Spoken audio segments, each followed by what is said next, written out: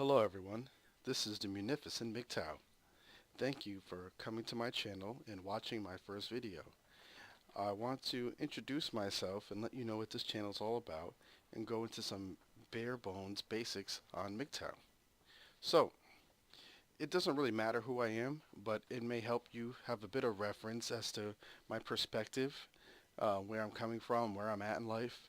It may help, you know, when you listen to these videos. So, briefly, I'm 32 years old. I live in an apartment alone. I live in the state of Rhode Island and Massachusetts. I lived abroad most of my 20s, about 7.5 years. I lived in Bulgaria for 2 and in South Korea for 5.5 years. Um, I speak some Bulgarian and some Korean.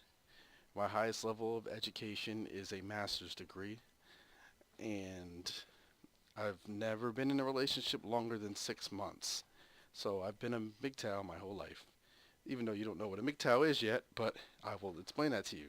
So what this channel is, who this channel is intended for are men who are interested in what the manosphere is. They're interested in learning about why they're having difficulty with the opposite sex and what is MGTOW and what does it mean to live your life outside the approval and validation of women.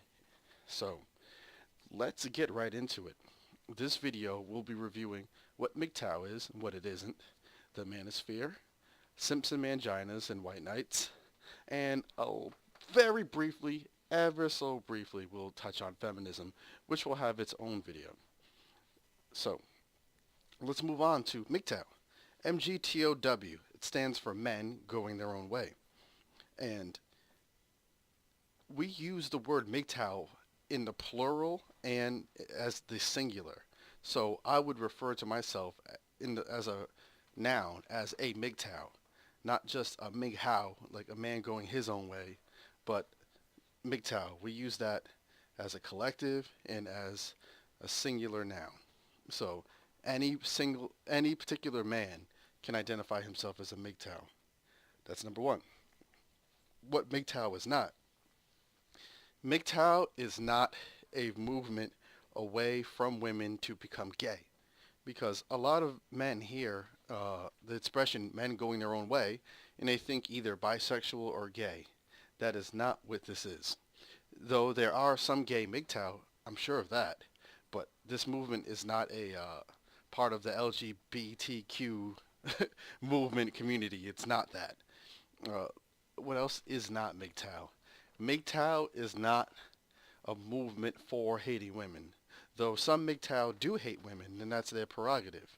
But that's not really what MGTOW is about. These other things are incidental, such as being gay or hating women. These are extra things, but it's not the bare basics of what MGTOW is. So please let me explain to you, brothers, what is MGTOW. Number one, there's one rule in MGTOW. It's you don't get married. You cannot be MGTOW and get married. Impossible. It's just contradictory. It's like being a misogynist feminist or something. Like you can't do it, right? These are contradictory terms. That's the only solid rule. Now of what MGTOW is. MGTOW is pursuing your own interests outside of women's approval and validation. That's very important because we have been raised and socialized to do everything. Everything in our life is to attract a mate. We get a good job, we get educated, we wear nice clothing, we drive fancy cars. All these things are supposed to attract women. And we're trying to learn how to live without doing things with that framework in mind, which is a lot of conditioning to try to undo. It's not an easy task. What else? MGTOW is not pandering to women. It's also not putting pussy on a pedestal. It's just not those things. We don't do that. We may interact with women. We may date them. We may fuck them. We may even be in relationships with them. But it's primarily selfish. We're not going to sacrifice ourselves to please them. Also, MGTOW is not being angry over the loss of traditionalism, and that will be his whole other video, traditionalism. Barbarossa does a much better job at explaining traditionalism than I do, but I will be taking some thoughts from him, but I will give him credit for that. Anywho, uh, we're not just mad because women, are not in the kitchen barefoot cooking and cleaning. That's not what that is. MGTOW is about understanding human nature, and more specifically, female nature. And with that in mind, it's trying to navigate through the world that we live in today in Western society, and of course Eastern society and other parts of the world, and trying to weigh, what is best for us and how much interaction we should have with the opposite sex. Okay, so let's move on to the manosphere. The manosphere is a made-up word that consists of basically men's rights activists, MGTOWs, pickup artists, and true forced loneliness types. These are all the men who have a particular interest in understanding female nature and how they interact with men and how they interact with the government. As you'll learn later, and I'll get into it in another video, the government and women are just kind of like hand in hand, because women don't like to use direct violence. They use the government as a proxy to impose their will upon us. Instead of them extracting money from us with a gun, they can use the government with their guns to take money from us when they want to. But that's another video. I'll get into that another time. So, within the manosphere, it's composed of two kinds of men, and basically, well, three kinds of men, but two kinds of men in the manosphere, and the third kind is outside the manosphere. I'm going to make a reference to the movie The Matrix, and the red pill and the blue pill. If you've never seen the movie, basically a bunch of people are strapped to machines and they're really sleeping, and they're being used as batteries for these machines.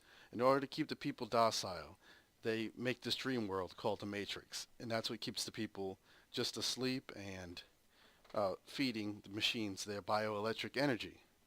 And the blue pill, the main character was offered a choice. And the blue pill makes him stay asleep and stay a slave and stay a battery for machines. And if he takes the red pill, he wakes up into reality. And it's more difficult in the real world, but it's the truth. And so, red pill men are men who have woken up and seen female nature for what it is. And we can talk about what female nature is in another video. I'm sorry I keep saying another video, but these topics really do warrant their own videos. And I'm trying to keep this relatively brief. And so, red pill men are men in the manosphere, men who have a rudimentary and fundamental understanding of female nature, which is hypergamous and greedy and ever wanting more. But we'll get into that later. And then there are blue pill men. Blue pill men are 90-something% of men who basically do everything for female approval and validation, and they're simps and manginas, and we'll get into what those are in a few minutes. Lastly, there are men like me who are purple pill men, and blue and red makes purple when you mix them together. And purple pill men are men who have the understanding of red pill men, who have a rudimentary and fundamental understanding of female nature, but they still choose to take the risk to kind of, associate with females to varying degrees, from some degrees of, just having sex with them, like as far as prostitutes, to getting into full-on long-term relationships, and even cohabitating in some instances. So the whole spectrum of that. They know the risk, but they're still trying to gamble, looking for a Nawalt, possibly. And that's a term I'm not going to get into this video. So the blue pill men, we have some disparaging terms for them that you should probably know. Simp, S-I-M-P, and mangina. These are men basically that put females' needs above their own. And when you try to call women out on their bullshit, they're in their feelings about it and they'll defend them. And that's where a white knight comes in. White knights are men who defend women no matter what, whether the women are right or wrong, especially when it's not any of their business. They defend women just because of the golden vagina. Excuse me. So, there's simp manginas and white knights. And lastly, we'll get into feminism very, very, very, very briefly. I don't want to, that could be like a 3 or 4 part series. But to be very brief, feminism is not egalitarianism. Feminism seeks to advance the agenda of women. It has nothing to do with men. And feminism, women want to have it both ways. They want to have equal rights without equal responsibilities. They want to have quotas to get into fields that they find enjoyable and productive, such as office work, in corporate jobs, and in government. But they don't want to have quotas to get in jobs such as sanitation removal and construction and drilling and a lot of the backbreaking work that men do that women refuse to do. So that's how it works. So that's feminism, very, very, brief. I'm not going to get into that. So I hope you enjoyed this video. And really quickly, let's just go over the terms. This MGTOW. Number 1 rule, don't get married. Number 2, pursuing interests outside of women's approval and validation. Not pandering to women. Not putting pussy on a pedestal. And it's not a gay thing. Not that there's anything wrong with being gay. It's just not that. And the manosphere is all of us red pill men. Blue pill men are the vast majority of the population who work hard like busy little drones to please women and try to gain women's validation and approval.